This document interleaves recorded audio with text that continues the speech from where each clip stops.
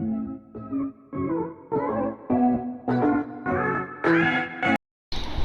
Everyone, welcome to my channel. तो जैसा कि आपको पता है कि मैं करंट अफेयर्स आप लोग को जो मेरे प्रीवियस वीडियो थे उसमें मैंने करंट अफेयर्स के ऊपर वीडियो बनाया था। सो हमने 10 क्वेश्चन डिस्कस किए थे। नाउ हम कंटिन्यू करेंगे 11 क्वेश्चन से, एंड जितने भी क्वेश्चन आज कवर कर पाऊँगी मैं वो कर देती हूँ, ताकि आपके एग्ज़ाम जो है वो अगर करंट अफेयर से रिलेटेड चीज़ें आएँ तो आप उसमें सही टिक लगा पाएँ। ठीक, तो हमारा मतलब 11th या फिर हम पहला मान सकते हैं इस क्वेश्चन को। हमारा क्वेश्चन है which state is leading in the production of लीची। जैसा कि आप लोग को पता होना चाहिए, लीची के प्रोडक्शन में बिहार जो है हाईएस्ट होता है। ठीक है, बिहार का नाम सबसे पहले आता है, तो राइट आंसर बिहार है। अब मैं इसको थोड़ा सा बता देती हूँ बिहार के बारे में कि लीची के लिए मतलब लीची में क्यों लीडिंग है, इसका जो पोजीशन है वो एक्चुअल में जो बिहार है, बिहार जो है टॉप लीची प्रोड्यूसिंग स्टेट है इन द कंट्री। ठीक है, so in Bihar about 300,000 metric tons of litchi is being produce from 32,000 hectares of area. तो ये प्रोडक्शन लगभग और इतना पर्टिकुलर एरिया जो है ये उसमें हो रहा है ये प्रोडक्शन।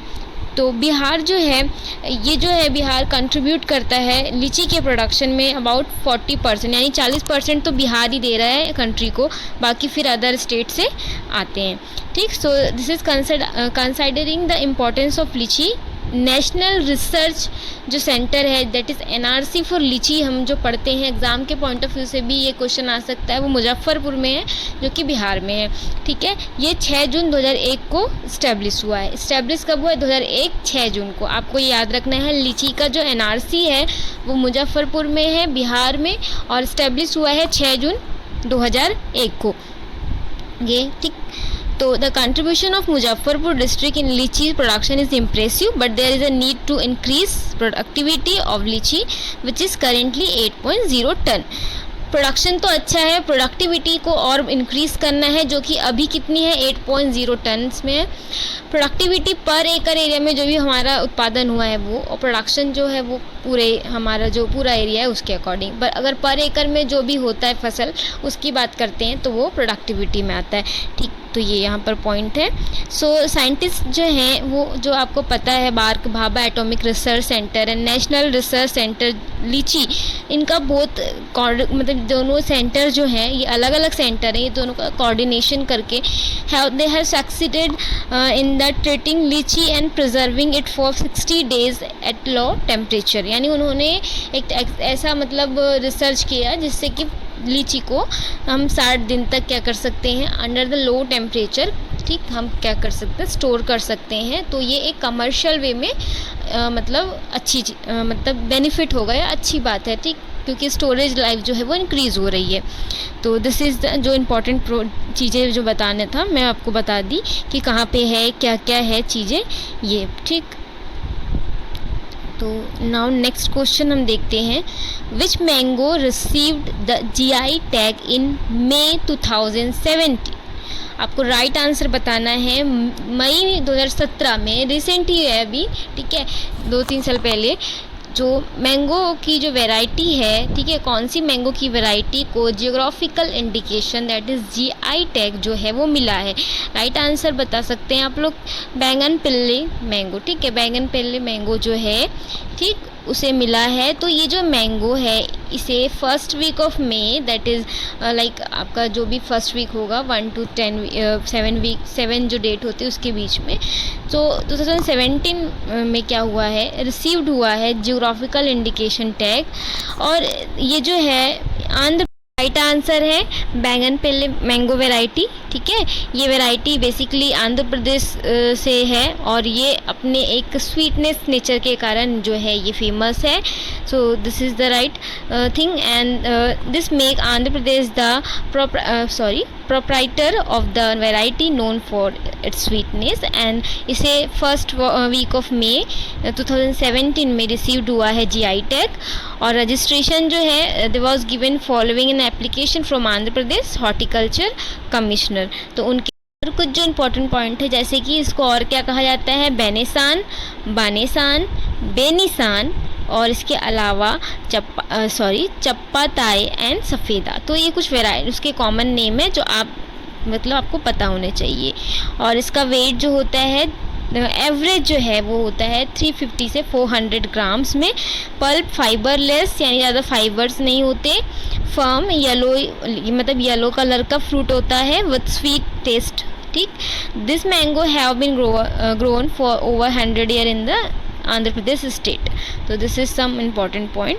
अब जीआई टैग क्या होता है ये थोड़ा बता देती हूँ आपको। जियोग्राफिकल इंडिकेशन और जीआई टैग जो है ये एक तरह का या तो नाम है या तो एक तरह का ये साइन है। ठीक, जैसे कि वो पता है ना, अलग अलग साइन होते हैं वो, जो कि यूज़ किया जाता है कुछ ऐसे निश्चित प्रोडक्ट्स जो रहते हैं, ठीक, जो पर्टिकुलर किसी एरिया को दर्शाते हैं या उस एरिया की क्वालिटी को। ठीक है, वो पर्टिकुलर एरिया, जैसे बिहार में लीची, आपको पता है लीची के नाम, मतलब बिहार जो है लीची के लिए काफ़ी फेमस है। तो जो है बिहार को लीची के ऊपर इंडिकेशन जो मतलब जियोग्राफिकल इंडिकेशन टैग है वो दिया गया है। मैं इजी वर्ड में बता रही हूँ जिससे आपके दिमाग में क्लिक रहे ये चीज़ें। सो दिस इज़ मतलब a sign or name used on certain products which correspond to a specific geographical location or origin। ठीक, तो ये चीज़ें यहाँ पर, तो ये एक आया था आपका जो जीआई मतलब अब कहाँ से आया ये चीज़, तो जियोग्राफिकल इंडिकेशंस ऑफ गुड्स जो कि registration and protection act 1999 the came into force with effect from 15 सितंबर 2003। ठीक, तो ये आपको पॉइंट याद रखना है जो इम्पोर्टेंट है। सबसे पहला जो इंडिकेटर मतलब जीआई टैग जो है वो दिया गया था दार्जिलिंग टी को। तो Darjeeling tea was the first GI tagged product in India. मैं यहाँ पर इंडिया की बात कर रही हूँ, है ना। तो ये क्वेश्चन है। Now next question, India is set to produce how much like metric ton of food grain in 2017-18 crop year according to the agriculture ministry। Right answer है आपका 273 मीट्रिक टन। ठीक, तो ये इतना इम्पॉर्टेंट नहीं है, आपको रिसेंट का याद रखना पड़ेगा। मैं इसको आपको मतलब जो भी रिसेंट के पीडीएफ है मैंने सारे टेलीग्राम में शेयर कर दिए हैं, तो आप मेरा टेलीग्राम चैनल ज्वाइन कर लीजिएगा। लिंक मैं डिस्क्रिप्शन बॉक्स में और आपका जो कमेंट सेक्शन है मेरा वहाँ पर मैं प्रोवाइड कर दूँगी, वहाँ से आप चेकआउट कीजिएगा। कुछ प्रॉब्लम हो तो कमेंट में लिख दीजिएगा, मैं उसका सॉल्यूशन आपको बता दूँगी अगर मेरे चैनल आप मतलब वहाँ तक रीच नहीं कर पा रहे हैं तो ठीक है। सो अब हम देख लेते हैं next question. For what purpose have ministry of agriculture under आपका राष्ट्रीय कृषि विकास योजना एंड जो आपका NRSC जो इसरो साइंड एंड MOU इन अप्रैल 2017। तो राइट आंसर जो है क्या रीज़न था, वो था geo tagging agricultural assets. So union agricultural जो मिनिस्ट्री है they has partnered the national remote sensing centre, ठीक है, जो कि NRSC ISRO for the geo tagging agricultural assets. तो ये जो है ये आएगा यहाँ पर। तो जियो टैग जो है वो किसको प्रोवाइड होगा, they will provide realistic status of the assets. So this is the now राष्ट्रीय कृषि विकास योजना के बारे में थोड़ा सा हम देखते हैं। ये एक special additional central assistant scheme है जो कि 2007 में क्या हुआ है आपका लॉन्च हुआ है अगस्त में, और as a part of the 11th 5-year plan. ठीक, और इट वाज इसका बेसिकली एम जो है वो है orient agricultural development strategies. Basically ये ओरिएंटेड है एग्रीकल्चरल की जो डिफरेंट स्ट्रेटजीज है जिससे कि reform its commitment to achieve 4% annual growth in the agricultural sector during the 11th जो प्लान है जो कि 2007 से 2011 तक का है। तो ये यहाँ पर चीज़ें। और जियो टैगिंग होता क्या है, अब जो हमने देखा, जियो टैगिंग एक प्रोसेस है, ठीक है। This is a process of adding geographical indication identification, ठीक है, like the latitude longitude to various media such as the photo और वीडियो। तो दिस इज़ मतलब एक पर्टिकुलर एरिया जो है उसका एक आइडेंटिफिकेशन है जो कि किसके माध्यम से, लाइक उसका उस एरिया का लैटिट्यूड लॉन्गिट्यूड, ठीक है, जो कि डिफरेंट वीडियो और फोटो के थ्रू जो है वो अचीव किया जाता है। सो ये जो है ये हेल्प करता है यूज़र को, जिससे यूज़र क्या कर सकता है, the find a wide variety of location specific information from a device. So it provide user the pinpoint location of the content of a given picture. So this is the geo tagging. Now 15 question है आपका, where has the union minister of agriculture and farmer welfare launched an ICFMD। कहाँ पर launch हुआ है ICFMD? Right answer जो है आपका अरुगल उड़ीसा। अरुगल उड़ीसा में लॉन्च हुआ है ये। जब आपके वेलफेयर जो आपके यूनियन मिनिस्टर जो हैं एग्रीकल्चर एंड फार्मर वेलफेयर के राधा मोहन सिंह जी थे, तो उन्होंने 1 अप्रैल 2017 को इनॉग्रेटेड किया था international centre for the food and mouth disease. तो ये आपका फुल फॉर्म यहाँ पर इसका आपको याद रखना पड़ेगा। इसका जो कॉस्ट था वो था अमाउंट आपका INR 200 crore at Arugul on the outskirts of the Bhubaneswar. ठीक है, तो दिस इज़ द नाउ हम नेक्स्ट देख लेते हैं। 16 क्वेश्चन है, ICAR and ICRISAT sign an agreement for. तो दोनों ने साइन किया था जो भी आपके ऑल ऑफ द अबव है, जैसे कि crop improvement, transfer of the agricultural technology between the 2 institute and development of climate smart crop and smart food. तो all of the above is the right answer. इन्होंने ये सारी चीज़ों के लिए एग्रीमेंट साइन किया है। जो आपको पता है ICRISAT का फुल फॉर्म मैंने इससे पहले की वीडियो में बताया था, international crop research institute for the semi arid tropics area. ठीक है, उन्होंने 15 मार्च 2017 को साइन किया है। राइट आंसर आपको ये भी याद रखना है। नाउ अब ICRISAT के बारे में थोड़ा देख लीजिए। ये जो है एक इंटरनेशनल ऑर्गेनाइजेशन है जो कि एग्रीकल्चर जो भी रूरल डेवलपमेंट के लिए जो भी रिसर्च होते हैं एग्रीकल्चरल रिलेटेड वो कंडक्ट करवाते हैं। ठीक है, इसका हेडक्वार्टर जो है वो है आपका पथनचेरू इन हैदराबाद तेलंगाना, और ये इस्टेब्लिश हुआ है 1972 में by a consortium of organisations convened by the Ford Rockefeller foundations. तो ये कन्वेंटेड हुआ है जो फोर्ड रॉकफेलर फाउंडेशन है उनके थ्रू।